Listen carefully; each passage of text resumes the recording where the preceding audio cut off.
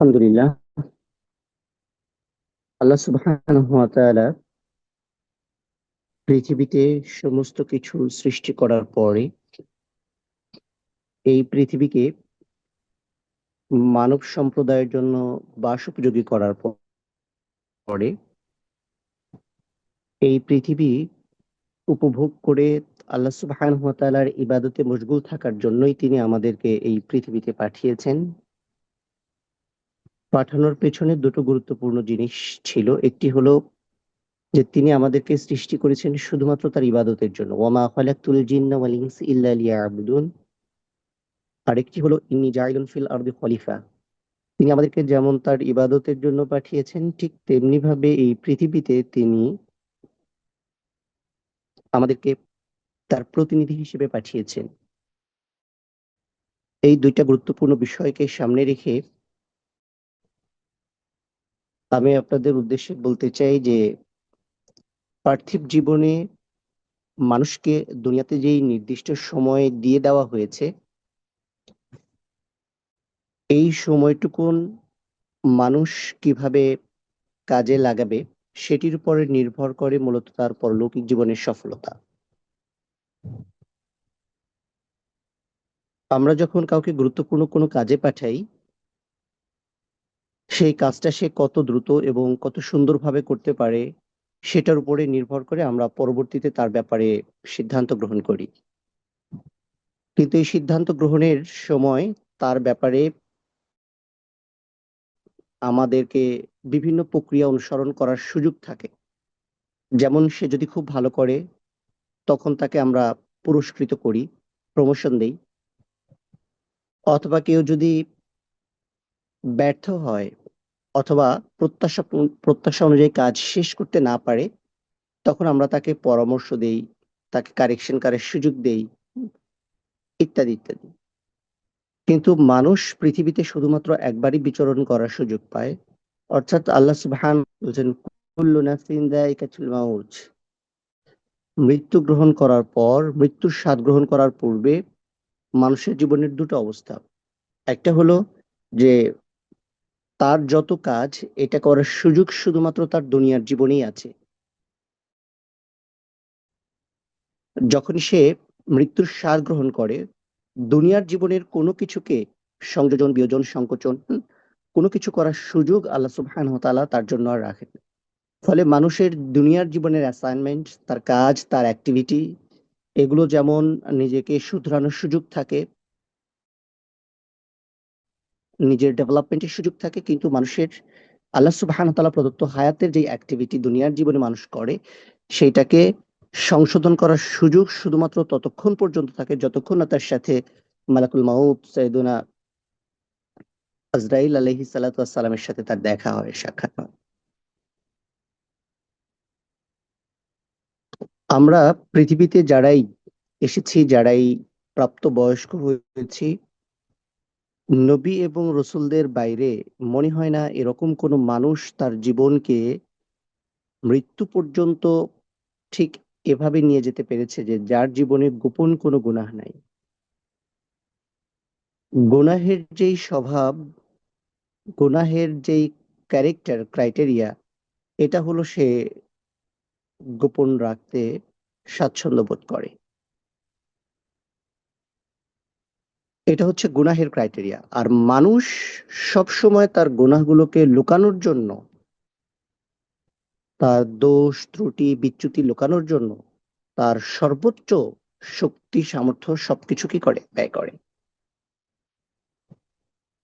তবে মানুষ যখন তার স্বাভাবিক স্বভাব থেকে বের হয়ে আসে, তখন সম্ভবত সে প্রকাশ্যে গুনাহ করতে স্বাচ্ছন্দ্য বোধ করে।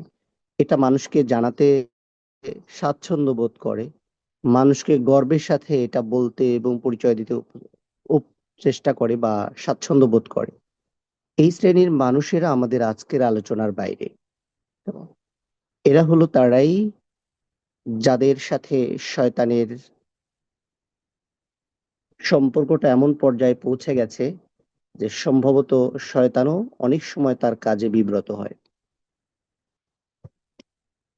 মানুষ যখন কোনো কাজ করে, তখন তার এই কাজের অনেকগুলো লক্ষ্য এবং উদ্দেশ্য থাকে। এর মধ্যে একটা হলো তার এই কাজটা গোপন থাকবে নাকি প্রকাশ থাকবে, নাকি সে প্রকাশ করবে। এইটার উপরে তার কাজের সাফল্য ব্যর্থতা, তার লক্ষ্য উদ্দেশ্যের অনেক কিছু কি নির্ভর করে। আল্লাহ সুবহানাহু ওয়া তাআলার নৈকট্য অর্জনের যতগুলো উপায় আছে এবং যেগুলোকে খুব স্পেশালি আল্লাহ সুবহানাহু ওয়া তাআলা কোরআন এবং তার প্রিয় রাসূল সাল্লাল্লাহু আলাইহি ওয়াসাল্লামের মাধ্যমে আমাদের কাছে দৃষ্টান্ত হিসেবে উপস্থাপন করেছেন, সেগুলোর মধ্যে অন্যতম উপায় হলো যে গোপন ইবাদা। অর্থাৎ যেই দাসত্বের কাজগুলো মানুষ একান্তই নিজের মধ্যে সীমাবদ্ধ রাখে।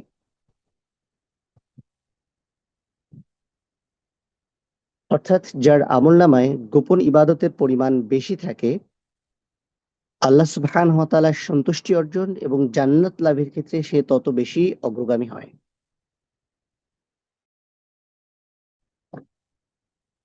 এই মহান উদ্দেশ্যকে সামনে রেখেই মূলত আমরা আজকের আলোচনা উপস্থাপন করতে চেষ্টা করছি। উদ্দেশ্য হলো আমাদের প্রত্যেকের জীবনে এমন কিছু আমল থাকা উচিত যেই আমলের ব্যাপারটা পৃথিবীর কোনো মানুষ কখনো জানতে পারবে না।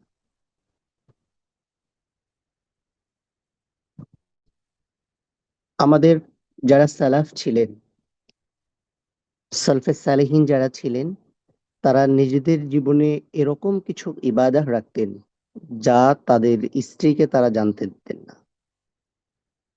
নারীদের মধ্যে যারা সালাফ ছিলেন, তারা এমন কিছু ইবাদতের সাথে নিজেদেরকে সম্পৃক্ত রাখতেন যা তারা তাদের হাজবেন্ডকে জানতে দিতেন না।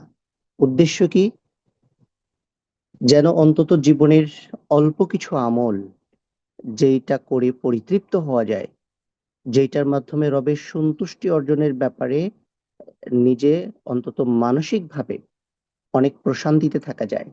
সর্বোপরি অন্তত নিজের মধ্যে যেন কিছুটা আত্মবিশ্বাস তৈরি হয় যে আমি আমার রবের জন্য এমন কিছু কাজ করেছি যে এই কাজের পেছনে আমার রবের সন্তুষ্টি ছাড়া আমার অন্য কোনো লক্ষ্য এবং উদ্দেশ্য ছিল না।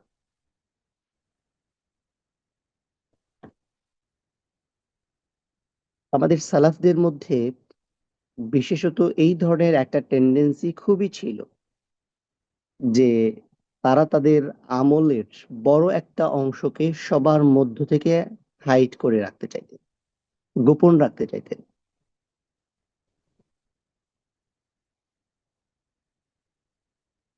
ডক্টর আব্দুর রহমান আল আকল তিনি বলেন যে নেক আমল সমূহের মাঝে গোপন ইবাদত যেটা কেবল তার বান্দা এবং তার রবের মধ্যে সীমাবদ্ধ থাকে, আর এই ধরনের ইবাদতের মর্যাদা সব সময় মহান, কারণ এতে আল্লাহ সুবহানাহু ওয়া তাআলার প্রতি বান্দার একনিষ্ঠতা,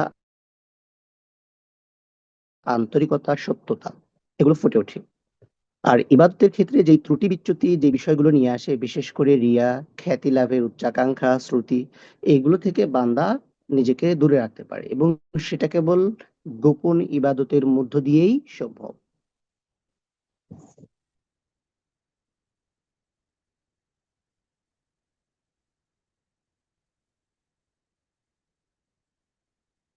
জুবাইর ইবনুল আওয়াম রাদিয়াল্লাহু তাআলা আনহু তিনি বলেন যে তোমাদের মধ্যে কেউ যদি কোনো কাজ গোপনে করতে পারে সে যেন তা কখনোই তা প্রকাশ না করে। অর্থাৎ কোনো আমল যদি কোনো মানুষের গোপনে করার মতো ক্যাপাবিলিটি থাকে, সুযোগ থাকে, সামর্থ্য থাকে, তবে সেটা যেন সবসময় সে কি রাখতে চেষ্টা করে, গোপন রাখতে চেষ্টা করে। আকিল ইবনে মাকিল আমাদের একজন সালাফ, তিনি বলেন যে আমি আমার চাচা ওয়াহাব ইবনে মুনাব্বিহ রহিমাহুল্লাহকে বলতে শুনেছি, তিনি বলেছেন হে বৎস, গোপনে একনিষ্ঠভাবে আল্লাহর ইবাদত করো, তাইলে আল্লাহ সুবহানাহু ওয়া তাআলা প্রকাশ্যে তোমার কাজগুলোকে সত্যে পরিণত করবেন।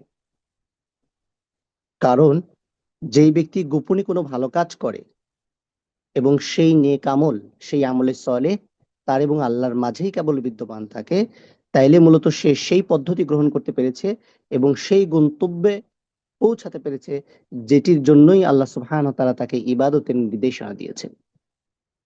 আর যে ব্যক্তি তার ভালো কাজগুলোকে গোপন করে, অর্থাৎ আমলগুলোর ব্যাপারে সে আল্লাহ সুবহানাহু ওয়া তাআলা ছাড়া আর কাউকে জানাতে চায় না, তার আমল সম্পর্কে যদি শুধুমাত্র তিনিই জানেন এবং তার রব জানেন, তাহলে নিঃসন্দেহে আল্লাহ সুবহানাহু ওয়া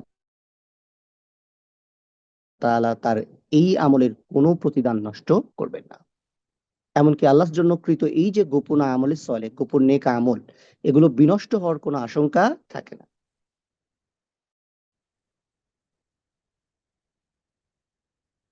সুমাইত ইবনে আজলান রাহিমাহুল্লাহ, আমাদের আরেকজন সালাফ, তিনি বলছেন যে মহান আল্লাহ দুনিয়ার সাথে নির্জনতাকে যুক্ত করে দিয়েছেন, যাতে অনুগত বান্দারা নির্জনতায় তার সান্নিধ্য গ্রহণ করতে পারে। আমরা যদি নফল ইবাদতের তালিকা করি, তাহলে সবার আগে যে নফল ইবাদতটা আমাদের কাছে, আমাদের সামনে উপস্থাপিত হবে, সেটি হলো তাহাজ্জুদ। ওয়ামিনাল লাইলি ফাতাহাজ্জাদ বিহি নাফিলাতাল লাক আসা আন ইয়াবআসাকা রাব্বুকা মাকামান মাহমুদা। এই যে গোপন ইবাদতের মধ্যে নফল ইবাদতের ক্ষেত্রে তাহাজ্জুদটা আমাদের জন্য অনেক বেশি গুরুত্বপূর্ণ, এবং এটার ফায়দা, উপকারিতা, গুরুত্ব, তাৎপর্য, ফলাফল, ইম্প্যাক্ট অনেক বেশি। কারণ হলো যে এটা এমন এক ইবাদত যেটা সাধারণত দুনিয়ার মানুষের জানার সুযোগ খুবই কম হয়। হয়তো ঘরের যিনি জীবন সঙ্গী, শুধুমাত্র তিনি এই বিষয়গুলো জানতে পারেন। কিন্তু এই জন্য শুরুতেই এই একটা দৃষ্টিভঙ্গি নিয়ে আসা হয়েছে যে কখনো কখনো সলাহগুলো এমন পদ্ধতিতে হওয়া উচিত যাতে জীবন সঙ্গীও এই ব্যাপারে কি না জানতে পারে। এখন আমরা যে বিষয়টি আলোচনা করব সেটি হলো যে ইবাদত গোপনে করি আর প্রকাশ্যে করি। ইবাদত তো ইবাদতই, আমরা গোপনে কেন ইবাদত করব?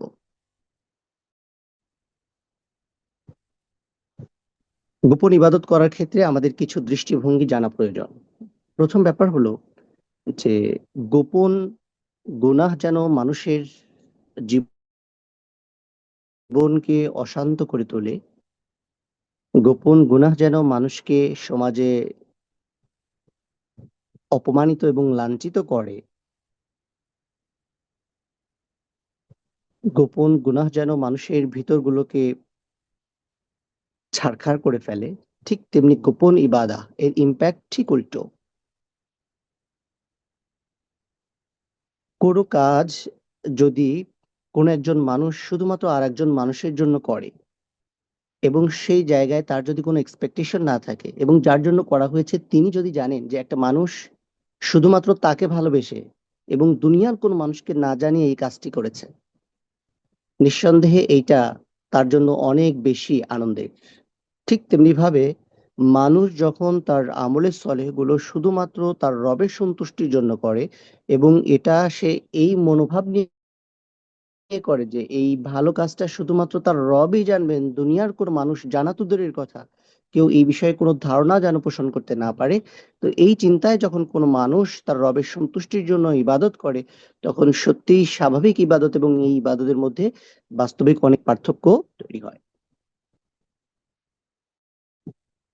গোপন ইবাদত করার আগে এটা আমাদের জন্য জানা খুবই জরুরি যে কোন ইবাদত মানুষের গোপনে করার সুযোগ আছে,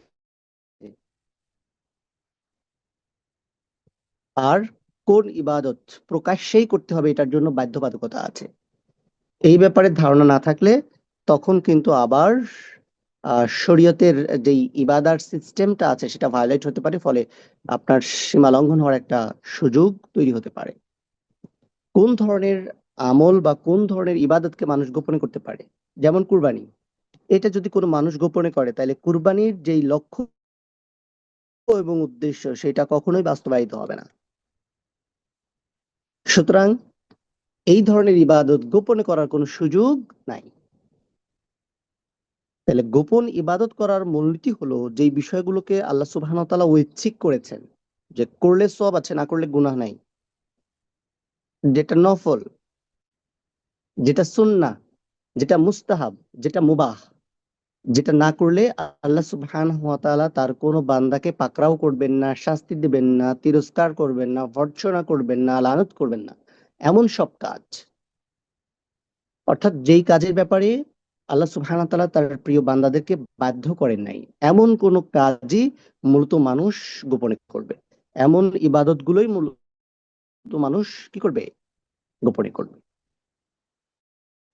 অর্থাৎ ফরজ এবং ওয়াজিব যেই ইবাদাগুলো আছে সেগুলো অবশ্যই কি করতে হবে, প্রকাশ্যে করতে হবে। পাশাপাশি যেগুলো হলো শিআরুল ইসলাম, অর্থাৎ ইসলামের নিদর্শন, যেমন আমি বললাম কুরবানি, হজ, জাকাত, ফরজ সলা, এইগুলো যেমন ফরজ ইবাদত, ঠিক তেমনি ভাবে এগুলো ইসলামের নিদর্শন, যেটা একজন মানুষ শুধু না বরং সামাজিকভাবে ইসলামকে রিপ্রেজেন্ট করে। অন্যদের কাছে ইসলামের সুমহান সৌন্দর্য প্রস্ফুটিত হয় যেসব ইবাদতের মধ্য দিয়ে, যেসব কাজের মধ্য দিয়ে, সেই সব কাজ গোপনে করার কোনো সুযোগ নাই।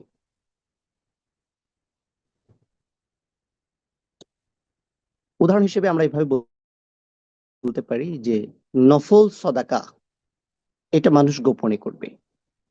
নফল সিয়াম, এটা মানুষ গোপনে করবে।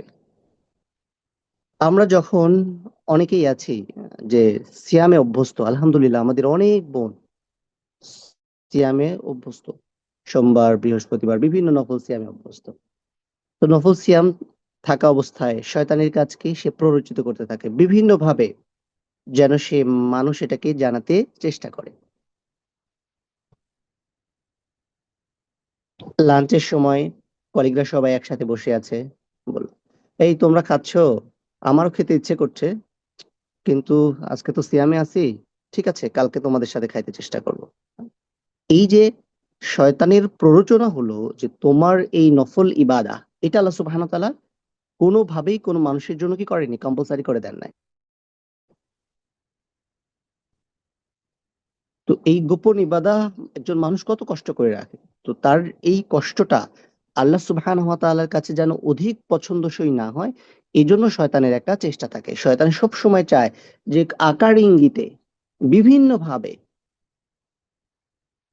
যেন সে অন্যের কাছে এটা উপস্থাপন করে যে আমি আজকে সিয়ামে আছি, এটা তোমরা জানো, কিন্তু ডিরেক্টলি বলতে পারছে না যে নফল ইবাদত, এটা কিভাবে বলবে, কিন্তু আকার ইঙ্গিতে বলানোর জন্য শয়তান সারাক্ষণ ওয়াসওয়াসা দিতে থাকে।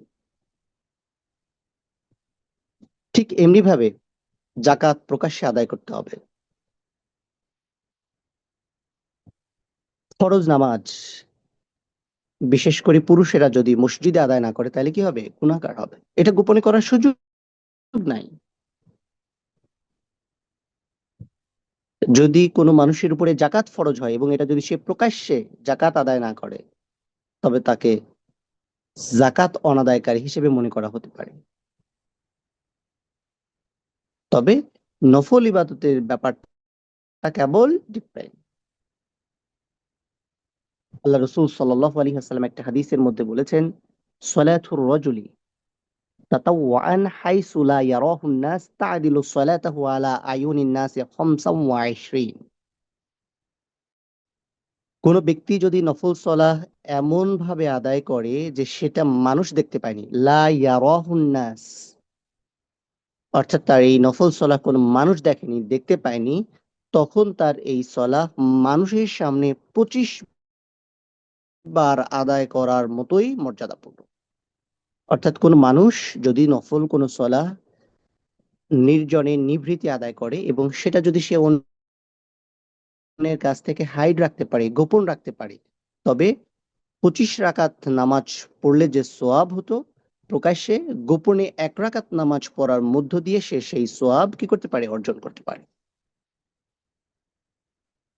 কিভাবে সম্ভব? নিজের রুমটার দরজাটা একটু আড়াল করে, বাসায় কেউ না থাকলে। তবে এটা একটা বড় সতর্কতা যে এটা করতে গিয়ে যেন আবার নামাজি না ছুটে যায়, এটা করতে গিয়ে যেন আবার নামাজি না ছুটে যায়। যেমন আমরা এখন অনেকেই হয়তো দুহার নামাজ পড়ে ক্লাসে বসেছেন, অনেকেই ক্লাস শেষ করে বসবেন, ক্লাস শেষ করে নামাজ পড়বেন, এখন গোপন করতে গিয়ে দেখা যাচ্ছে নামাজটাই ছুটে গেল। বিষয়টা যেন এরকম কখনো না হয়, কেমন, বরং এইটা একটা চেষ্টা, এই চেষ্টা করতে গিয়ে যেন ইবাদতটা আবার না ছুটে যায়, এটা আমাদের একটু খেয়াল রাখতে হবে। আল্লাহ রসুল সাল্লাল্লাহু আলাইহি ওয়াসাল্লাম আরেকটি হাদিসের মধ্যে বলেছেন, সল্লু আইয়ুহান নাস ফি বুয়ুতিকুম ফাইন আফদালুস সালাতিল মারই ফি বাইতিহি ইল্লা সালাতাল মাকতুবা। হে মানুষেরা, তোমরা নিজেদের বাড়িতে নফল সালাহ আদায় করো, কেননা মানুষের জন্য সবচেয়ে উত্তম সালাহ হলো ওইটা যে তার ঘরে আদায় করে। এরপর রাসূল সাল্লাল্লাহু আলাইহি ওয়াসাল্লাম বলেন, ইল্লা সালাতাল মাকতুবা, তবে ফরজ সালাতের ব্যাপারটা একেবারেই আলাদা।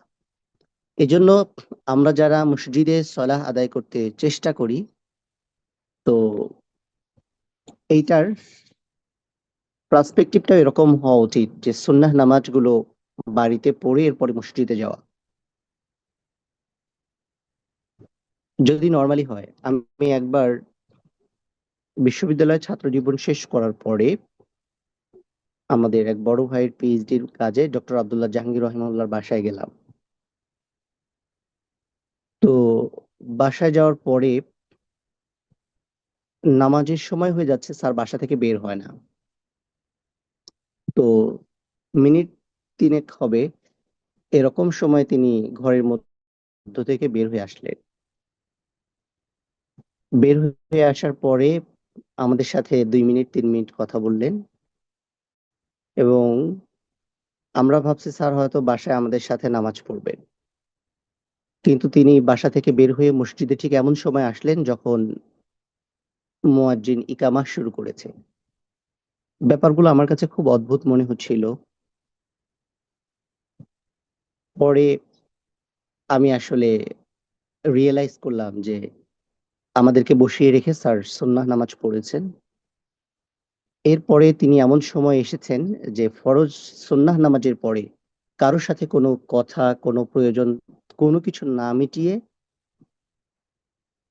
তিনি জামাতের সাথে শরীক হয়েছেন, ফরজ সালাহ শেষ করেছেন। এরপরে তিনি আবার বাসায় গিয়েছেন। এরপরে বাকি নামাজ সেখানে পড়ার পরে তিনি আমাদেরকে সময় দিয়েছেন।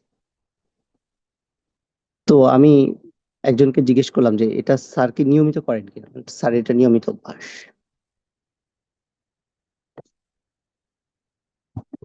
আমাদের সালাফরা সব সময় এভাবে করে তাদের ইবাদাহ গুলোকে শুধুমাত্র রবের সন্তুষ্টির জন্য আদায় করার চেষ্টা করতেন।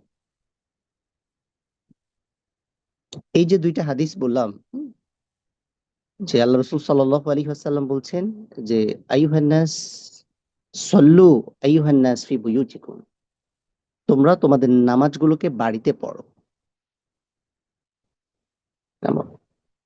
তাইলে অনেক সময় আমরা মসজিদে যাওয়ার জন্য, হুম, বোনেরা বিশেষত, যে 2-1 জন আছি যে অনেক বেশি ব্যাকুল হয়ে যায়। তো ফরজ নামাজের বাইরে অন্য নামাজের জন্য সবচেয়ে বেস্ট অপশন হচ্ছে আপনার একান্ত ঘরের সেই জায়গা, যে জায়গায় সাধারণত অন্যদের পদচারণা তুলনামূলক কম।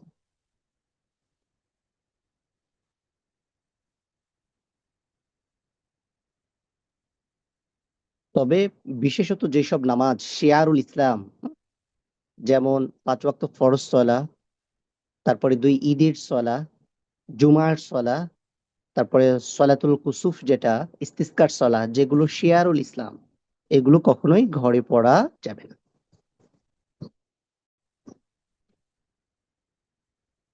কোরআনের একটা আয়াত যেটা আমরা সদাকার ব্যাপারে সবসময় আলোচনা করি, যে ইন তুবদু সদাকাত ফানি'ম্মা হিয়া ওয়া ইন তুখফুহা ওয়া তু'তুহা আল ফুকারা ফাহুয়া খায়রুল লাকুম ওয়া ইউকাফফিরু আনকুম মিন সাইয়্যাতিকুম ওয়াল্লাহু বিমা তা'মালুনা খাবীর।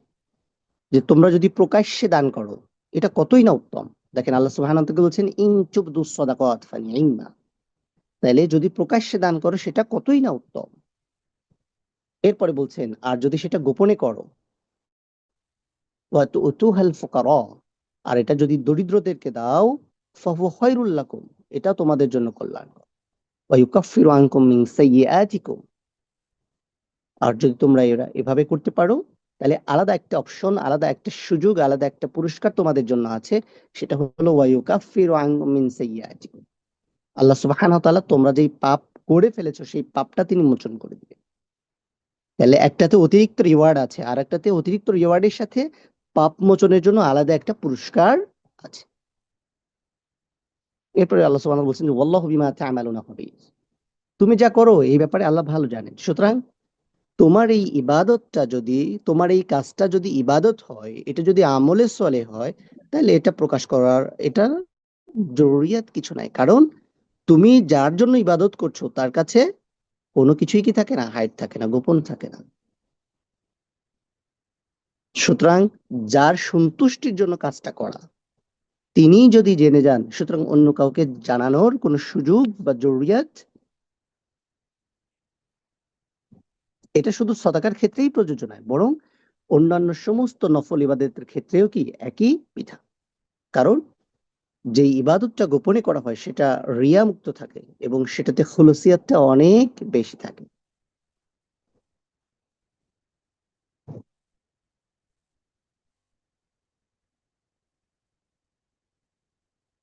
আমাদের একজন সালাফ ইবনে কুদামা রহিমাহুল্লাহ তিনি বলছেন যে আমল গোপন করার মাধ্যমে ইখলাসের পূর্ণতা পাওয়া যায়, পাশাপাশি রিয়া থেকে মুক্তি লাভ করা যায়। ঠিক তেমনি ভাবে প্রকাশ্যে আমলেরও ফায়দা আছে, সেটা হলো যার দেখে অন্য মানুষেরা অনুসরণ করার সুযোগ পায় এবং মানুষেরা সৎ কাজ, ভালো কাজের ব্যাপারে উৎসাহিত হয়।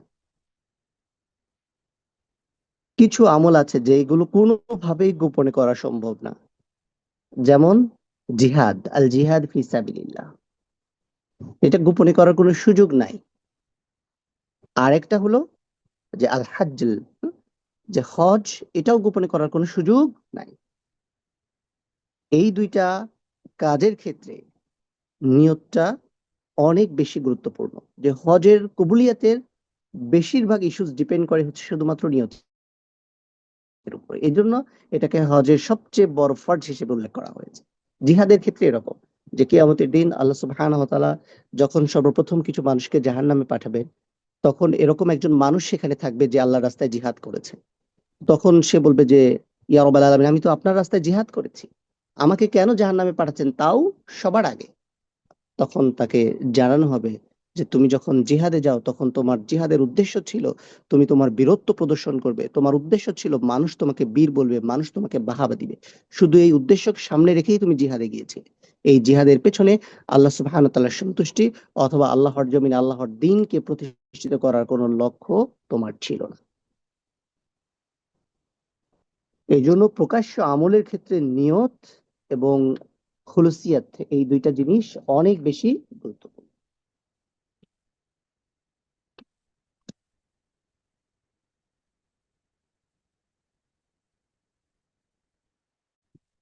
আমলের ক্ষেত্রে তিনটা অবস্থা থাকে সাধারণত।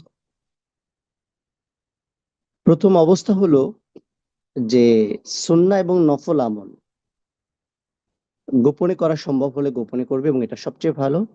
যেমন তাহাজ্জুদের নামাজ, চাশতে নামাজ, সদাকা, কোরআন তেলাওয়াত, জিকির, আল্লাহর কাছে দোয়া করা, তওবা এবং ইস্তেগফার করা, নিজের অর্থনৈতিক সক্ষমতার কারণে অন্য কারো ঋণ নিজ দায়িত্বে পরিশোধ করা, নফল সিয়াম পালন করা, অন্তরে তাকওয়া লালন করা, মন থেকে হিংসা অহংকার এগুলো দূর করে দেওয়া। দ্বিতীয় অবস্থা হলো যে শরঈ বিধান অনুযায়ী যে আমল প্রকাশ্যে করার কথা সেটা প্রকাশ্যে করতে হবে। হজ, তাওয়াফ, সাফা মারওয়া সাই করা, জিহাদ করা, 5 ওয়াক্ত সলাহ জামাতের সাথে পড়া, জুমার সলাতে মসজিদে যাওয়া, ঈদের সলাতে হাজির হওয়া, 2 ঈদের তাকবীর পাঠ করা, আর চাঁদ দেখে রমাদানের সিয়াম রাখা, কুরবানি করা, ইলমে মজলিস অথবা দিনী হালাকাগুলোতে উপস্থিত হওয়া, দাওয়াতি কাজ করা, সত্য কথা জোরে বলা, সোজাসুজি ভাবে বলা, সলাতের জন্য আজান এবং ইকামাহ দেওয়া, তারপরে মানুষকে শেখানোর উদ্দেশ্যে কোরআন তেলাওয়াত করা। তাহলে ব্যক্তিগত কোরআন তেলাওয়াত এটা গোপনে করা যেতে পারে, কিন্তু মানুষকে শেখানোর জন্য এটা প্রকাশ্যে। তারপরে মানুষের মাঝে দ্বীনি জ্ঞান বিতরণ করা, ইত্যাদি ইত্যাদি। আরেকটা অবস্থা হলো আমলটা প্রকাশ্যে করা যায় আবার গোপনে করা যায়। তো এই অবস্থায় যদি অন্তরে রিয়া বা লোক দেখানোর ভাব জাগ্রত হওয়ার সম্ভাবনা থাকে, তখন তার জন্য এই কাজটা যে কোনো মূল্যে গোপনে করা। আবার যে মনে করবে যে আমলটা যদি প্রকাশ, তখন সেটা প্রকাশ্যে করাটা তার জন্য সুন্নাহ। হযরত আবু বকর সিদ্দিক রাদিয়াল্লাহু তাআলা আনহু কোরআনকে সবসময় নীরবে নিভৃতে পড়তে চেষ্টা করতেন। পক্ষান্তরে আমিরুল মুমিনিন হযরত ওমর ইবনুল খাত্তাব রাদিয়াল্লাহু তাআলা আনহু কোরআনকে খুব লাউডলি পড়তে চেষ্টা করতেন।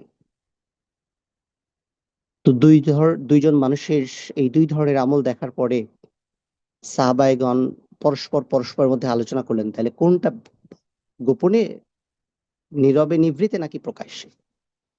এটার সলিউশন করার জন্য যখন তারা হযরত আবু বকর রাদিয়াল্লাহু তাআলা আনহুর কাছে গেলেন, জিজ্ঞেস করলেন যে, হে আল্লাহর রাসূলের বিশ্বস্ত সঙ্গী,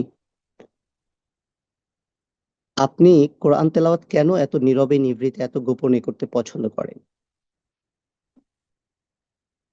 সিদ্দিক আকবর রাদিয়াল্লাহু তাআলা আনহুর উত্তর ছিল, আমার ভয় হয় যে মানুষ আমার এই তেলাওয়াত শোনার কারণে আমি যে উদ্দেশ্যে তেলাওয়াত করছি সেটা বরবাদ হয়ে যায় কিনা। অর্থাৎ আমি আশঙ্কা করি যে আমার কোরআন তেলাওয়াত করার সময়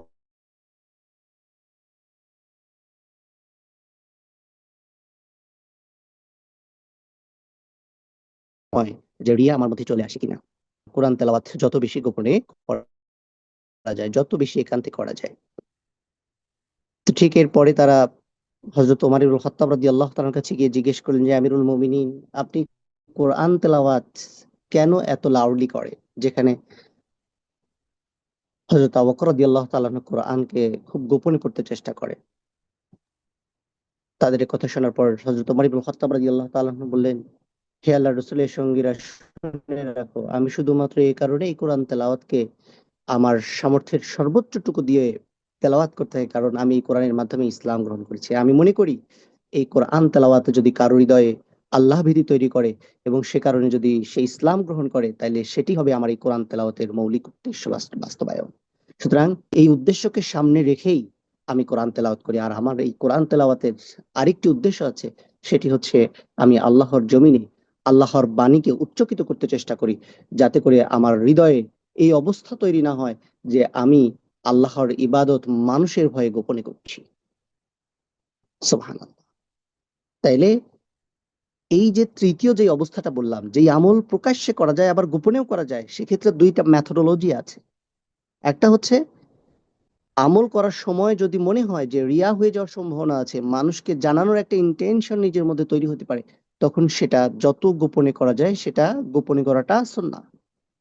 আর কোনো নফল ইবাদা যেটা গোপনেও করা যায় প্রকাশ্যেও করা যায়, যদি মনে হয় আমার এই আমলের কারণে অনেকে এই আমল করাটা শুরু করবে, অনুকরণ করবে, অনুসরণ করবে, বা আমাকে দেখা দেখি অনেকে এই কাজটি করতে চেষ্টা করবে, তখন সেটা গোপনে না করে প্রকাশ্যে করাটা সুন্নাহ। সেজন্যই হযরত ওমর ইবনুল খাত্তাব রাদিয়াল্লাহু তাআলা আনহু, সাইয়েদনা আবু বকর সিদ্দিক রাদিয়াল্লাহু তাআলা আনহু এর এই দুইটা দৃষ্টান্ত আমি আপনাদের সামনে উপস্থাপন। এর বাইরে গোপন ইবাদতের বেশ কিছু উপকারিতা আছে। সেই বিষয়গুলো আমরা খুব সংক্ষিপ্ত সময়ের মধ্যে আলোচনা শেষ করবো ইনশাআল্লাহ। যে গোপন ইবাদা, যেটা মানুষের একনিষ্ঠ ঈমানের পরিচয় বহন করে। আল্লাহ রাসূল সাল্লাল্লাহু আলাইহি ওয়াসাল্লাম বলছেন, আল ইহসানু আন তা'বুদাল্লাহ কাআন্নাকা তারাহু ফাইন লাম তাকুন তারাহু ফাইন্নাকা ইয়ারাক। তুমি এমন ভাবে আল্লাহর ইবাদত করবে যেন তুমি আল্লাহ সুবহানাহু ওয়া তাআলাকে দেখতে পাচ্ছ। যদি তুমি আল্লাহ সুবহানাহু ওয়া তাআলাকে দেখতে না পাও, তবে এই বিশ্বাস তুমি তোমার হৃদয়ে রাখবে যেন তিনি তোমাকে দেখছেন। এই অনুভূতি নিয়ে আল্লাহ সুবহানাহু ওয়া তাআলার আনুগত্য করা যেমন সর্বোচ্চ পর্যায়ের ইবাদত, ঠিক তেমনি ভাবে গোপনে তার অবাধ্যতা এবং পাপাচার থেকে বিরত থাকাও অনেক উঁচু দরের ইবাদত। সাহাবায়ে কেরামগণ গোপনে আল্লাহ সুবহানাহু ওয়া তাআলার ইবাদতের ব্যাপারে যতটা সক্রিয় ছিলেন, ঠিক তেমনি গোপন পাপে লিপ্ত হওয়া থেকে তারা যোজন যোজন দূরে থাকতেন।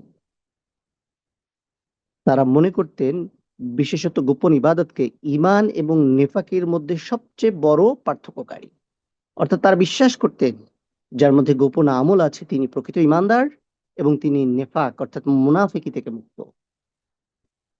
কারণ তদানীন্তন সময় মুনাফিকরা প্রকাশ্য ইবাদত গুলোতে আল্লাহ রসুল সাল্লাল্লাহু আলাইহি ওয়াসাল্লামের পিছনেই সালাত আদায় করতেন।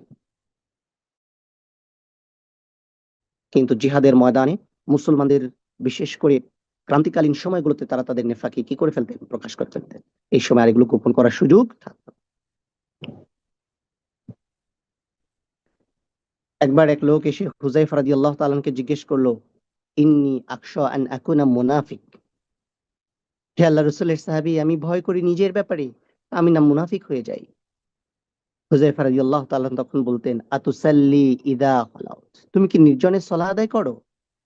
ওয়া তাস্তাগফিরু ইদা আযনাবতা, আর তুমি যদি গোপনে কোনো অন্যায় করে ফেলো তাহলে সেটা কি তুমি গোপনে প্রার্থনা করো? তখন আল্লাহ রসুল সাল্লাল্লাহু আলাইহি সাল্লামের এই সাহাবী, ওনার কাছে যেই ব্যক্তি আগমন করেছিলেন, তিনি বললেন, হে আল্লাহ রসুলের সাহাবী, আমি মাঝে মাঝে গোপনে সালাহ আদায় করি, এবং আমি যদি ভুল করি তাহলে গোপনে একান্তই আমার আমার রবের কাছে ইস্তেগফার করতে চেষ্টা করি। এ কথা শোনার পরে আল্লাহ রসুল সাল্লাল্লাহু আলাইহি সাল্লামের সাহাবী হযরত আবু হুযায়ফা রাদিয়াল্লাহু তাআলা আনহু বললেন যে, ইযহাব ফামা জাআলাকাল্লাহু মুনাফিক, তুমি চলে যাও, চলে যাও, তোমার কোনো ভয় নাই। যারা গোপনে ইবাদাহ করে আল্লাহ সুবহানাহু ওয়া তাআলা কখনোই তাদেরকে মুনাফিক বানাবেন না, কখনোই তাদের কাছ থেকে নিফাকি প্রকাশ করবেন। আমাদের আরেকজন প্রখ্যাত সালাফ আব্দুল আজিজ আত-তারিফি রহিমাহুল্লাহ, তিনি বলেন যে মানুষ যদি গোপন ইবাদত এর কোনো অংশ না থাকে তাইলে তার ইবাদতের প্রকাশ্য দিকটা সবসময় ধ্বংসের মুখে পতিত হয়। সুতরাং গোপন আমল, গোপন ইবাদা বান্দার মূলত খাঁটি ইমানের পরিচয় বহন করে। এই জন্য আমাদের প্রত্যেকের জীবনে এমন কোন ইবাদত থাকা উচিত, এবং এই ইবাদার ব্যাপারে একটা প্রসিডিউর আছে। আমাদের সালাফরা তারা যখন কোনো গোপন ইবাদা করতেন, একটা ইবাদাহকে তারা ঠিক করে নিতেন যে তিনি এই ইবাদতটা অন্য কাউকে জানতে দিবেন না। অর্থাৎ তিনি কোনো আমল করতেন, এমন কোনো আমল করতেন যেই আমলটা তিনি কাউকেই জানতে দিতেন না। তারা একটা আমলকে বেছে নিতেন, একটা দুইটা আমলকে এভাবে বেছে নিতেন, এবং যেটা নিয়মিত, যে তারা নিয়মিতই বা এই ইবাদা করতেন, কিন্তু এই ইবাদা তারা কারো কাছে কি রাখতেন, হাইড রাখতেন।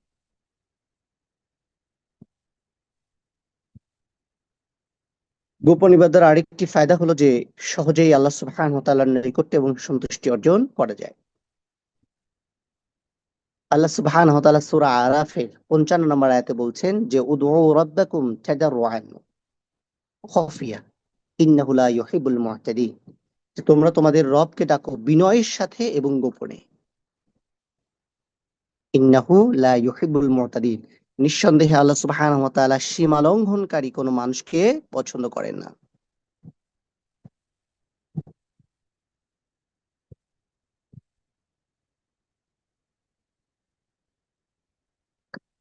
শুধু দোয়া নয়, ইবাদতের ক্ষেত্রেও আল্লাহ সুবহানাহু ওয়া তাআলার একনিষ্ঠ বান্দাগণ তার নেক আমল গোপন করতে অনেক বেশি আগ্রহ থাকে।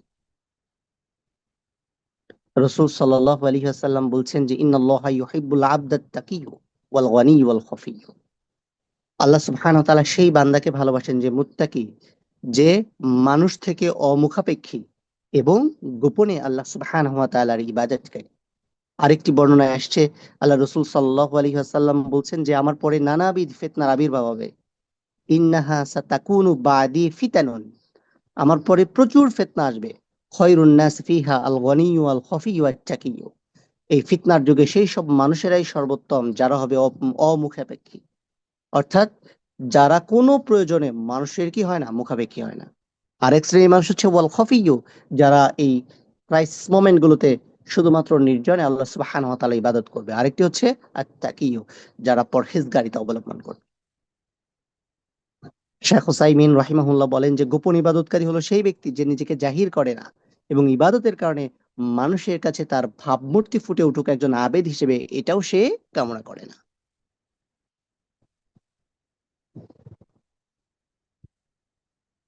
সালাফগণ বলতেন যে ৫ ওয়াক্ত সলাতের আহ্বানকারী বা মুয়াজ্জিন হলো মানুষ, আর তাহাজ্জুদের সলাতের আহ্বানকারী হলেন স্বয়ং আল্লাহ সুবহানাহু ওয়া তাআলা। কারণ এই সময় তিনি দুনিয়ার প্রথম আকাশে নেমে এসে তার বান্দাদেরকে ঠিক এভাবে ডাকতে থাকেন, মাইয়াদউনি ফাস্তাজিব লাহ, মাইয়াসআলনি ফাআতিয়া, মাইয়াস্তাগফিরুনি ফাগফির লাহ।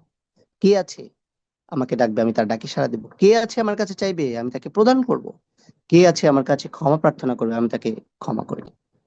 আল্লাহ রসুল সাল্লাল্লাহু আলাইহি ওয়াসাল্লাম বলেন যে আকরাবু মা ইয়াকুনু রাব্বু মিনাল আবদ ফি জাওফিল লাইল আখার, যে মহান রব রাতে শেষ অংশে তিনি তার বান্দাদের সবচেয়ে বেশি কাছাকাছি। এতে এই সময় যারা আল্লাহর জিকির করে, আল্লাহ সুবহানাহু ওয়া তাআলা, রাসূল সাল্লাল্লাহু আলাইহি ওয়াসাল্লাম তাদের ব্যাপারে বলছেন যে ইয়াজকুরুল্লাহু ফি তিলকা সাআত ফাকুন, যারা এই সময় আল্লাহর জিকির করে তুমি পারলে তাদের মধ্যে নিজেদেরকে অন্তর্ভুক্ত করে নাও। এরপর একটা হাদিসে আসছে আফদালুস সালাত বাদাল ফারিদাতিস সালাতুল লাইল, যে ফরজ সালাতের পরে সবচেয়ে ফজিলতপূর্ণ সালাহ হলো রাতের সালাহ। এই সালার আসলে অন্য কেউ দেখার কোনো সুযোগ, এজন্যই আসলে তাহাজ্জুদের মর্যাদা মর্তবা এত বেশি। আরেকটি গুরুত্বপূর্ণ হচ্ছে ইখলাস অর্জন এবং রিয়া থেকে নিষ্কৃতি লাভ, যেটা আমরা অলরেডি বলে ফেলেছি। যে আল্লাহ সুবহানাহু ওয়া তাআলা বলছেন উদউ রাব্বাকুম তাদাররুআন ওয়া খুফিয়াতান ইন্নাহু লা ইউহিব্বুল মুতাদিন।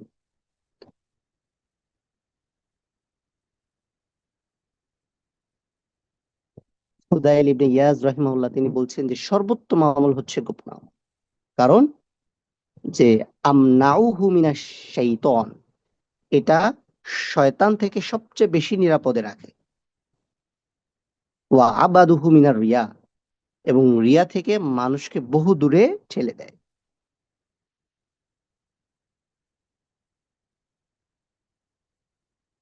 এই জন্য বিশেষ করে ইবাদতের খুলুসিয়াত এবং রিয়া থেকে নিষ্কৃতি লাভের গোপন ইবাদতের কোনো বিকল্প নাই। আরেকটি হচ্ছে গোপন ইবাদতের মাধ্যমে আল্লাহ সুবহানাহু ওয়া তাআলার যে গজব, যে ক্রোধ, যে রাগ কখনো মানুষ কোনো কামের মধ্যে অর্জন করে, সেটি থেকেও নিষ্কৃতি পাওয়া যায়। আল্লাহ সুবহানাহু ওয়া তাআলা বলেন যে আল্লাযীনা ইউনফিকুনা আমওয়ালাহুম বিল-লাইলি ওয়ান-নাহার সিররান ওয়া আলানিয়া ফালাহুম আজরুহুম ইনদা রাব্বিহিম ওয়া লা খাউফুন আলাইহিম ওয়া লা হুম ইয়াহজানুন। যারা তাদের ধন এবং সম্পদ ব্যয় করে, কখনো রাতে, কখনো দিনে, কখনো গোপনে, কখনো প্রকাশ্যে, তাদের জন্য কি আছে? যে ফালাহুম আজরুহুম ইনদা রাব্বিহিম, তাদের রবের কাছ থেকে উত্তম প্রতিদান আছে। ওয়া লা খাউফুন আলাইহিম ওয়া লা হুম ইয়াহজানুন, না আছে তাদের কোনো চিন্তা, না আছে তাদের কোনো ভয়। আল্লাহ রসুল সাল্লাল্লাহু আলাইহি ওয়াসাল্লাম একটা হাদিসের মধ্যে বলছেন যে সদাকাতুস সিররি, গোপন দান, তুতফিউ গাদাবার রব ওয়াসিলাতুর রাহমাতি, গোপন সদাকা রবের রাগকে প্রশমিত করে। এরপরে বলা হচ্ছে যে ওয়াসিলাতুর রাহম, আত্মীয়তার সম্পর্ক তাজিদু ফিল উমার, এটার কি বলে, এটা ডিউরেশনকে বাড়িয়ে দেয়। অর্থাৎ মানুষের এই যে আত্মীয়তার সম্পর্ক ছিন্ন হওয়ার যে ব্যাপারটা, এই জায়গা থেকে তাকে সে কি করে, প্রোটেক্ট করে। ওয়াফেলুল মারুফে ইয়াকিয়া মাসাউরিয়াসু,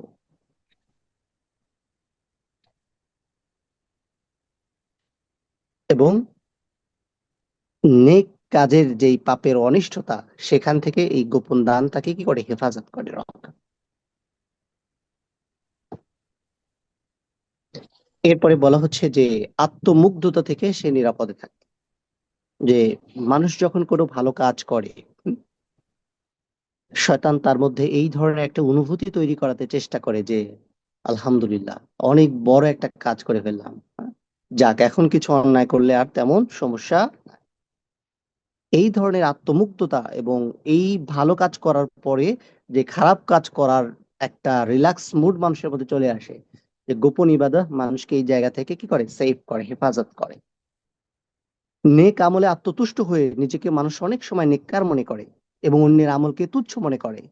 হাদিসের পরিভাষায় এটাকে বলা হয় উজ, অর্থাৎ আত্মমুগ্ধতা। এটা অন্তরের গোপন ব্যাধিগুলোর মধ্যে একটা। এটা বিশেষত মুমিন বান্দার জন্য ক্যান্সারের মতো ভয়ঙ্কর। যারা গোপন ইবাদতে অভ্যস্ত হইতে পারে, এই দুরারোগ্য ব্যাধি তাদের হৃদয়ে থাকতে পারে। আল্লাহ রসুল সাল্লাল্লাহু আলাইহি ওয়াসাল্লাম বলছেন আল জহ আজ-জহ আজ-জাহির বিল কুরআন কাজ-জাহির বিস সাদাকা ওয়াল মুসির বিল কুরআন কাল মুসির বিস সাদাকা। প্রকাশ্যে কোরআন পাঠকারী প্রকাশ্যে দানকারী সমতুল্য, গোপনে কোরআন পাঠকারী গোপনে দানকারী সমতুল্য। ইমাম তিরমিজি রহমতুল্লাহ আলাইহ এই হাদিসের ব্যাখ্যায় বলছেন যে এই হাদিসের তাৎপর্য হলো ব্যক্তি যেন ইবাদতের সময় নিজের আত্মমুগ্ধতা থেকে নিরাপদ থাকে, কেননা যে ব্যক্তি গোপনে আমল করে তার ইবাদতে এই ধরনের তৃপ্তি বা আত্মতুষ্টি আসার সুযোগ থাকে না। আমরা ব্যক্তি জীবনে দেখি যে অনেক ভালো একটা কাজ করার পরে আমাদের মনের মধ্যে কি হয়, একটা অবস্থার তৈরি হয়।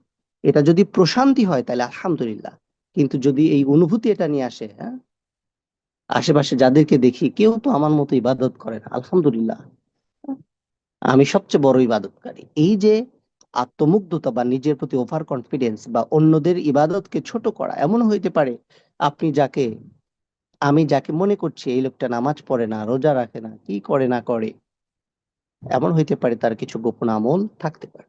সুতরাং ইবাদতের ব্যাপারে নিজের সাথে অন্য কাউকে কম্পেয়ার করা, জাজ করা, হ্যাঁ, এইটা যেন কখনোই আমাদের মধ্যে না আসে। আর হচ্ছে অন্তরের পরিশুদ্ধতা। ইয়াউমা লা ইয়ানফাউ মালুন ওয়ালা বানুন ইল্লা মান আতাল্লাহু বিকলবিন সালিম। সূরা শুআরার মধ্যে আল্লাহ বলছেন, যেদিন ধন সম্পদ আর সন্তান সন্ততি মানুষের কোনো কাজে আসবে না, ওই দিন কেবল বিশুদ্ধ অন্তর, ইল্লা মান আতাল্লাহু বিকলবিন সালিম, ওই দিন শুধুমাত্র সেইটাই কাজে আসবে যেই মানুষ কলবে সালিম নিয়ে আল্লাহ সুবহানাহু ওয়া তাআলার কাছে নিজেকে দুনিয়ার জীবনে ব্যস্ত রেখেছিল। ওয়া উজলিফাতিল জান্নাতু লিল মুত্তাকিন, সেদিন জান্নাতকে, এই কলবে সালিম নিয়ে যারা আল্লাহ সুবহানাহু ওয়া তাআলার কাছে আসবে, জান্নাতকে ওয়া উজলিফাতিল জান্নাতু লিল মুত্তাকিন, মুত্তাকিদের কাছাকাছি করে দেওয়া হবে। মহান আল্লাহ পরিশুদ্ধ হৃদয়ের অধিকারীকে এখানে মুত্তাকি হিসেবে ট্রিট করেছে। এরপরে এইটা হলো পজিটিভ ইম্প্যাক্ট, যেটা প্রকাশ্যে দেখা যায়। আর এই গোপন ইবাদতের আর একটা বেনিফিশিয়ারি আছে যেটা কেউ উপলব্ধি করে না, কিন্তু সে এই সুযোগ সুবিধা ভোগ করে। সেটা হলো যে গোপন ইবাদতে অভ্যস্ত মানুষ খুব সহজেই সৃষ্টিকুলের আন্তরিক ভালোবাসা এবং সম্মান অর্জন করতে পারে, এটা বাই নেচার হয়। অর্থাৎ কেউ যদি শুধুমাত্র আল্লাহ সুবহানাহু ওয়া তাআলার সন্তুষ্টি এবং নৈকট্য হাসিলের জন্য মানুষের সম্মান এবং ভালোবাসা পেতে চায়, তাহলে তার গোপন ইবাদতে খুব বেশি মনোযোগ দেওয়া উচিত। কারণ এই যে সম্মান, এই যে মানুষের প্রাকৃতিক ভালোবাসা, এইটা হচ্ছে সরাসরি আল্লাহ সুবহানাহু ওয়া তাআলার পক্ষ থেকে আসে। অর্থাৎ আল্লাহ সুবহানাহু ওয়া তাআলা যখন কোনো বান্দাকে ভালোবাসেন, তখন আকাশের অধিবাসী এবং জমিনের বাসীরা সবার অন্তরে এর একটা ইম্প্যাক্ট পড়ে।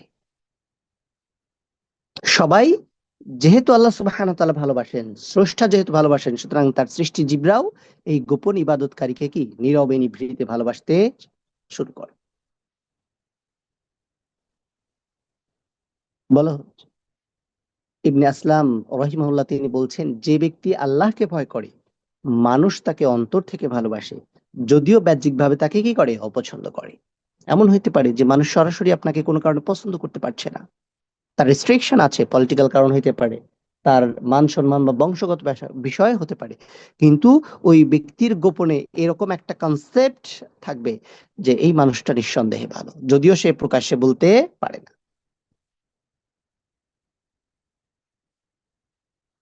এরপরে গোপন ইবাদতের আরেকটি উপকারিতা হলো যে বিপদ আপদে এবং শত্রুর মোকাবেলায় এটা হাতিয়ার হিসেবে কাজ করে। বিভিন্ন ধরনের বিপদ আপদে মানুষ যখন নীরবে নিভৃতে আল্লাহ সুবহানাহু ওয়া তাআলার অপ্রত্যাশিত সাহায্য পায় এবং অনুগ্রহ লাভ করে, তখন বুঝে নিতে হয় যে কোনো গোপন আমল যেটা আল্লাহ সুবহানাহু ওয়া তাআলার কাছে অনেক বেশি পছন্দনীয় হয়ে গেছে, আল্লাহ সুবহানাহু ওয়া তাআলার কাছে কবুল মঞ্জুর হয়ে গেছে। মনে আছে আপনাদের সেই গল্পের কথা, যে অনেক আগের যুগে তিনজন ব্যক্তি পাহাড়ের গুহায় আটকে পড়েছিল, সেখান থেকে বের হওয়ার কোনো উপায় তাদের ছিল না।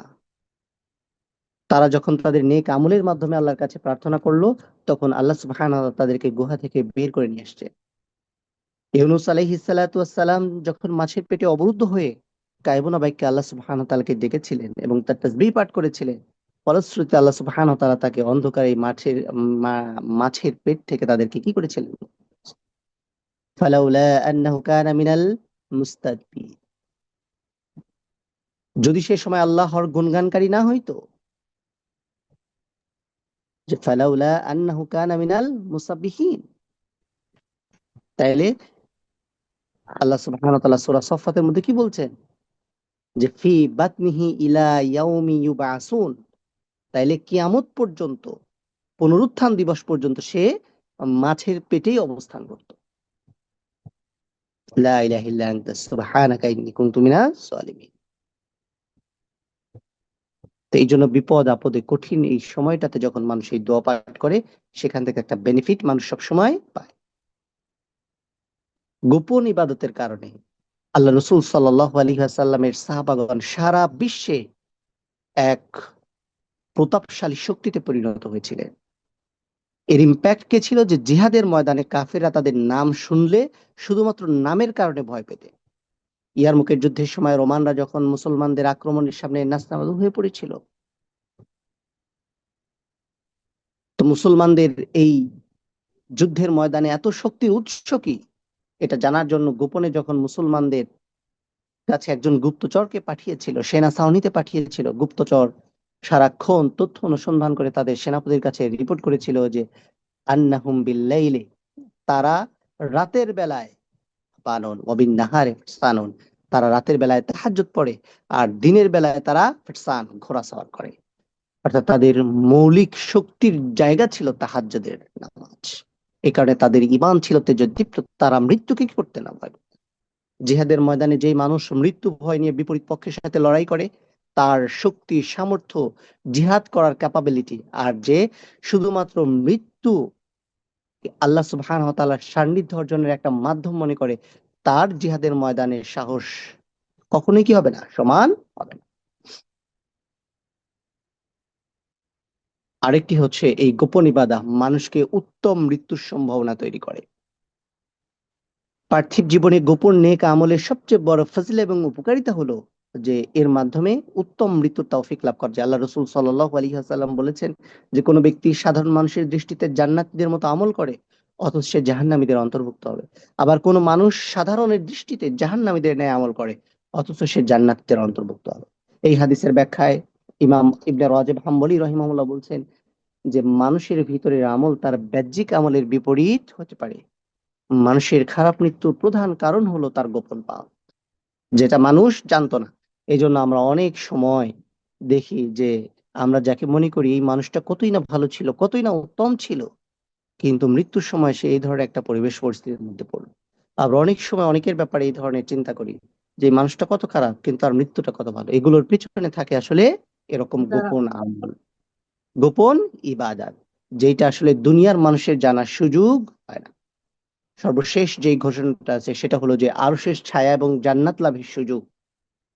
কিয়ামতের ময়দানে আল্লাহ সুবহানাহু ওয়া তাআলা যে ৭ শ্রেণীর মানুষকে আরশের ছায়া দান করবেন, তার মধ্যে ৩ শ্রেণীর মানুষ হবে গোপন আমলকারী।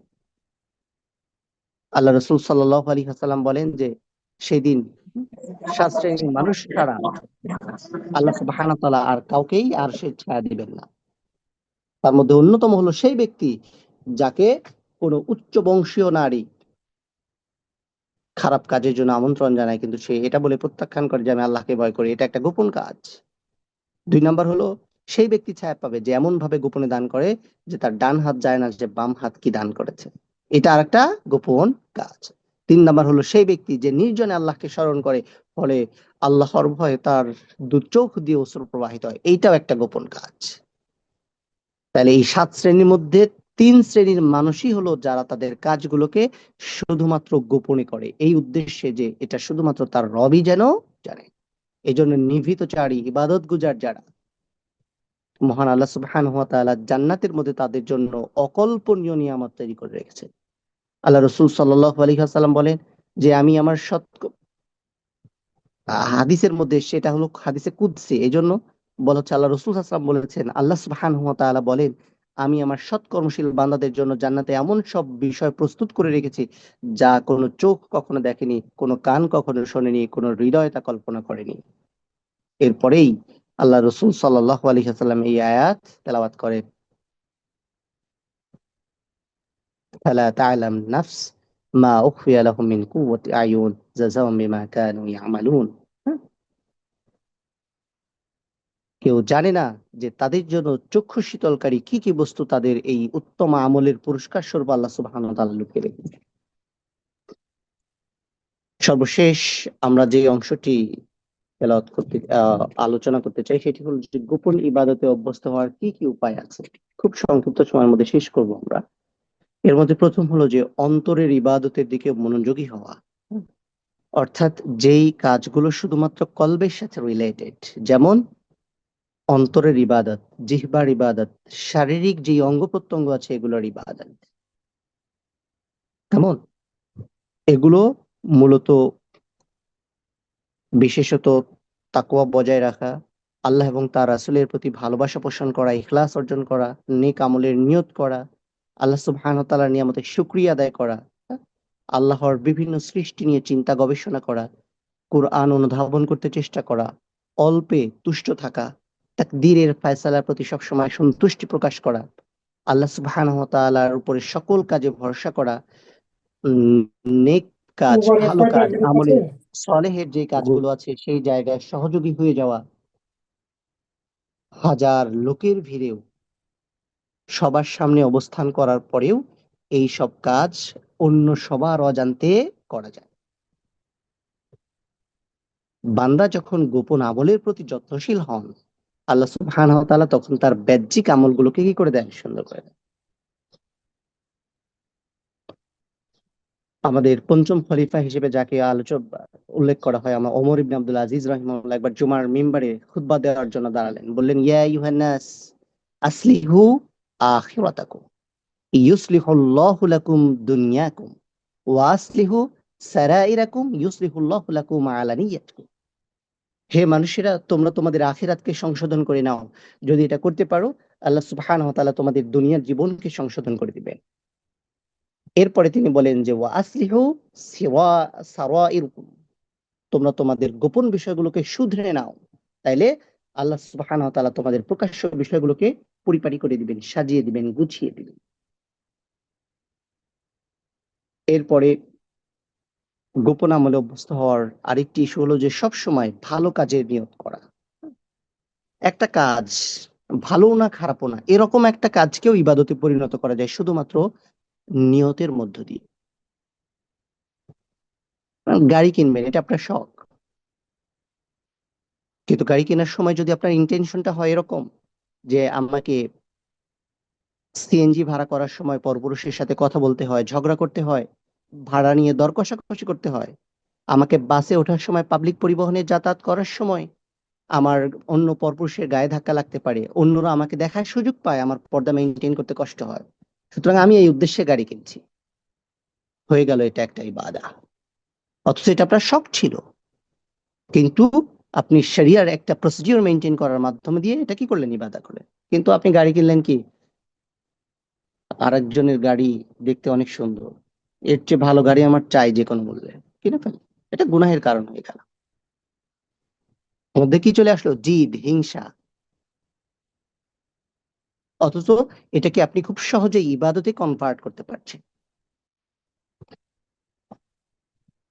এরপরে নির্জনে দোয়া করা, যে আদ-দুআউ হুয়াল ইবাদাহ, আদ-দুআউ মুখুল ইবাদাহ।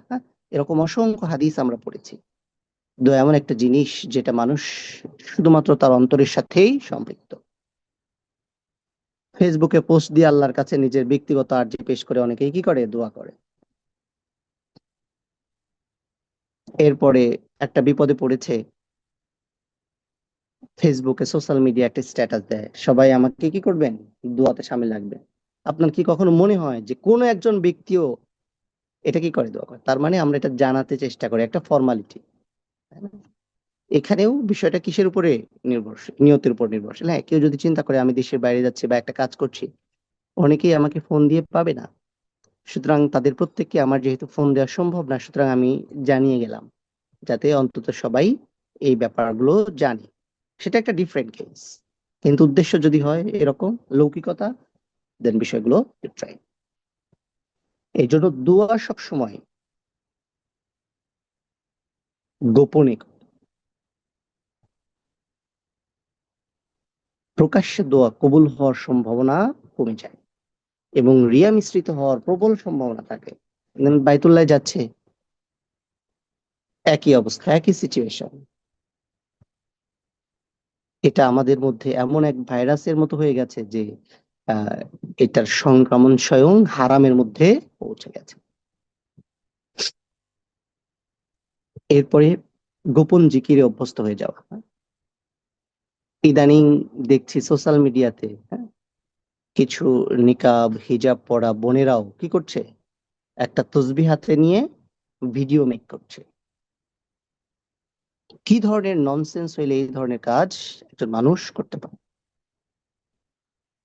সোশ্যাল মিডিয়াতে ব্লগ তৈরি করা, তারপরে মানে প্রয়োজনে অপ্রয়োজনে মানুষকে নিজেকে দেখার সুযোগ করে দেওয়া, এই জিনিসটা হারাম। সেখানে এসে জিকিরের মতো নফল ইবাদতকে হাইলাইট করে সব করা। আল্লাহু আলাম বিসওয়াব, আল্লাহ এর পরিণতি ভালো জানেন। দুনিয়ার বিষয়গুলো আমরা জানি না, কিন্তু অন্তত এটুকু রিয়েলাইজ করা যায় যে কোনো মানুষের কোনো কারণ ছাড়া সোশ্যাল মিডিয়াতে আসা, ব্লগ তৈরি করা, ভিডিও বানানো, এগুলো কোনো নারীদের জন্য কি নয়, শোভনীয় কাজ নয়। তো গোপন জিকির, ওয়াজকুর রাব্বাকা ফি নাফসিকা তাদাররুআন ওয়া খীফাতান ওয়া দুনাল জাহরি মিনাল কওলি বিল গুদুই ওয়াল আসাল ওয়া লা তাকুন মিনাল গাফিলিন। তোমরা তোমাদের রবকে স্মরণ করো কাকুতিমিনতি এবং ভীত সহকারে, এবং কখন, মিনাল কওলি বিল গুদুই ওয়াল আসাল, সকাল এবং সন্ধ্যায়। এবং বলছিলেন ওয়ালা তাকুন মিনাল গাফিলিন, শোনো, ভুলেও তোমরা যারা গাফেল তাদের অন্তর্ভুক্ত হও না, যারা উদাসীন, যারা ইবাদতের কথা মনে রাখে না, কোরআন ক্লাসের কথা মনে রাখে না, ভুলে যায়, ভালো কাজের কথা মনে রাখে না, ভুলে যায়, নেক আমলের কথা মনে রাখে না, ভুলে যায়। আজকে ইয়ামুল জুমা, আসর থেকে মাগরিবের এই সময়টা তো অনেকেই খেলতামাশায় ব্যস্ত থাকবে, অথচ এটা দোয়া কবুলের, দরুদ পড়ার একটা উত্তম সময়। এই সময়গুলোতে কি হওয়া যাবে না, গাফেল হওয়া যাবে না। এই সময়গুলো যদি আমাদের স্মরণে না থাকে, তাহলে মনে করতে হবে যে আমার কোনো পাপের কারণে আল্লাহ সুবহানাহু ওয়া তাআলা এই সময়টা আমাকে ভুলিয়ে দিয়েছে, যেন আমি এই সময় দরুদ পড়তে না পারি, যেন আমি এই সময় আল্লাহ সুবহানাহু ওয়া তাআলার কাছে দোয়া করতে। জিকির অন্তর দিয়েও করা যায়, জিহ্বা দিয়েও করা যায়। তবে আমাদের একজন সালেফ আব্দুর রহমান আস-সাদি রাহিমাহুল্লাহ তিনি বলছেন যে প্রকাশ্য জিকির, জিহ্বার জিকির এবং অন্তরের জিকিরের মধ্যে অন্তরের জিকিরটাই সবচেয়ে বেশি গুরুত্ব। সুবহানাল্লাহ ওয়ালহামদুলিল্লাহ লা ইলাহা ইল্লাল্লাহ আল্লাহু আকবার লিল্লাহিল হামদ। এরপরে কোরআন তেলাওয়াত, যে কোরআন তেলাওয়াত যখন করব, হৃদয়ের সবটুকু আবেগ অনুভূতি দিয়ে তেলাওয়াতের যে ইবাদা, সেটা যত সাইলেন্টলি করা যায়, বন্ধুদের জন্য তো এটা আরো বেশি সহজ। এবং তারপর নির্জনে নফল সলা আদায় করা, যে কোনো নফল সলা নির্জনে করতে চেষ্টা করা, হজ এবং উমরার সফরে আলাদা আলাদা করতে চেষ্টা করা।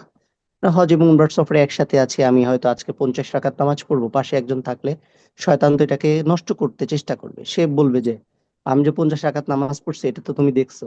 তাকে আরেকজনকে জানানোর একটা প্রবণতা এটা তৈরি হতে পারে।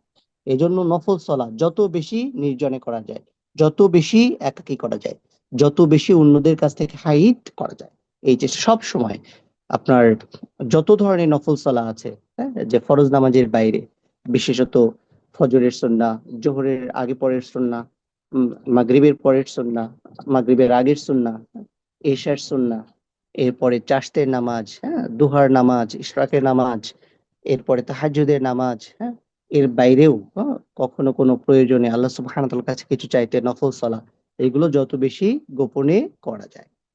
এরপর সিয়াম পালন করা, আলহামদুলিল্লাহ আমরা অনেকেই সিয়াম পালন করি। সোমবার, বৃহস্পতিবার, আইয়ামে বীজের সিয়াম, এই সিয়াম গুলো যে আমরা সিয়াম অবস্থায় আছি, এইটা ঘরের মানুষ তো জানবেই, কারণ সেহরি করতে হয়, ইফতার করতে হয়। এর বাইরে অন্য কেউ যেন না জানে, অথবা আমার মন যেন আনচান না করে যে আরেকজনকে একটু জানাও, আরেকজনকে একটু বোঝাও। এরপরে আল্লাহ সুবহানাহু ওয়া তাআলার ভয়ে নির্জনে কান্নাকাটি করা। সুফিয়ান সাউরি রহিমাহুল্লাহ তিনি বলেন যে কান্নার 10টা ধরন আছে। 9 ধরনের কান্না আল্লাহ ছাড়া অন্য কোনো মানুষের কারণে হয়, শুধুমাত্র এক ধরনের কান্না আল্লাহর জন্য হয়। সুতরাং বছরে একবারও যদি আল্লাহর জন্য কান্না আসে, সেটাও অনেক বেশি।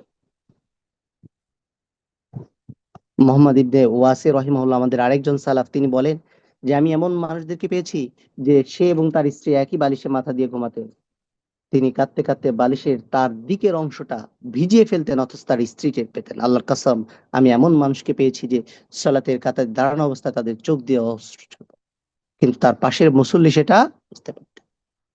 সুতরাং এই যে 10 ধরনের কান্নার মধ্যে এক ধরনের কান্নাই শুধু মানুষ তার রবের জন্য করে। এই ধরনের কান্না বলা হচ্ছে যে বছরে যদি একবারও হয়। এই জন্য এই ধরনের কিছু উপলক্ষ আল্লাহ সুবহানাহু ওয়া তাআলা আমাদেরকে তৈরি করেছেন। রমাদান, এরপরে জিলহজের এই যে 10টা দিন গেল, আরাফার দিন, তারপরে মুহররমের দিন, এরকম বিশেষ বিশেষ দিন, ঈদের রাত, হ্যাঁ, বিশেষ বিশেষ দিন এবং রাত আল্লাহ সুবহানাহু ওয়া তাআলা আমাদেরকে দিয়েছে, যাতে এই দিনগুলোতে আমরা শুধুমাত্র রবের ভয়ে নিজেদের হৃদয়গুলোকে কান্নায় জর্জরিত করতে পারি। এরপরে সদাকার ব্যাপারগুলো গতকালকে তাফসীর ক্লাসেও বলেছি, আলহামদুলিল্লাহ। সো এটা সবারই জানা। এরপরে আর একটা হলো যে অসহায় মানুষের সেবা করা, আরো আছে, আরো 10টা আছে। এটা আজকে আর না বলে ইনশাআল্লাহ। তো অসহায় মানুষের সেবা করা, বিপদে আপদে কারো পাশে দাঁড়ানো, সেটা সব সময় যে অর্থ দিয়ে হতে হবে বিষয়টা এরকম না।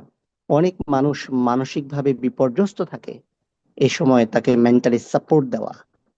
অনেক মানুষ পলিটিক্যালি বিভিন্ন খারাপ সময় অতিবাহিত করতে পারে, সো তাকে এই সময় শেল্টার দেওয়া।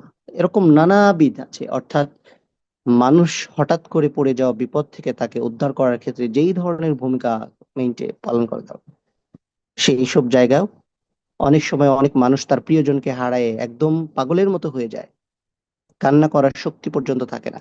সো এই অবস্থায় তাকে একটু সময় দেওয়া, সঙ্গ দেওয়া, তার সাথে কোথাও ঘুরতে যাওয়া, এগুলো পার্ট অফ ইবাদা। এবং এগুলোর রিওয়ার্ড কখনোই এই যে ট্র্যাডিশনাল নফল সলাতের চেয়ে বা ট্র্যাডিশনাল নফল ইবাদতের চেয়ে কোনো অংশেই কম। হযরত আবু বকর এবং হযরত ওমর রাদিয়াল্লাহু তাআলা আনহু দুইজন খলিফার একটা বিরল বৈশিষ্ট্য ছিল, তারা মিসকিন এবং বিধবা নারীদেরকে কায়িক শ্রমের মাধ্যমে সহযোগিতা করতেন। আল্লাহ রাসূল সাল্লাল্লাহু আলাইহি ওয়াসাল্লাম আরেকজন সাহাবী ছিলেন হযরত তালহা রাদিয়াল্লাহু তাআলা আনহু, তিনিও এই ধরনের কাজে অভ্যস্ত ছিলেন এবং তার বর্ণনা করা একটা ঘটনা নিশ্চয়ই আপনাদের সবার জানা আছে। একবার হযরত ওমর রাদিয়াল্লাহু তাআলা আনহুকে হযরত তালহা রাদিয়াল্লাহু তাআলা আনহু এক মহিলার বাড়িতে প্রবেশ করতে দেখলেন। তো হযরত তালহা রাদিয়াল্লাহু তাআলা আনহুর মনে মনে হলো যে হযরত উমর রাদিয়াল্লাহু তাআলা কেন এই বাড়িতে আসলেন, নিশ্চয়ই এর পেছনে কোনো কারণ আছে। এরপর হযরত তালহা রাদিয়াল্লাহু তাআলা আনহু পরের দিন দিনের বেলায় ওই বাড়িতে প্রবেশ করে দেখলেন যে একজন অন্ধ পঙ্গু মহিলা। তিনি ওই মহিলাকে জিজ্ঞেস করলেন যে হযরত উমার তোমার এখানে কি করেন?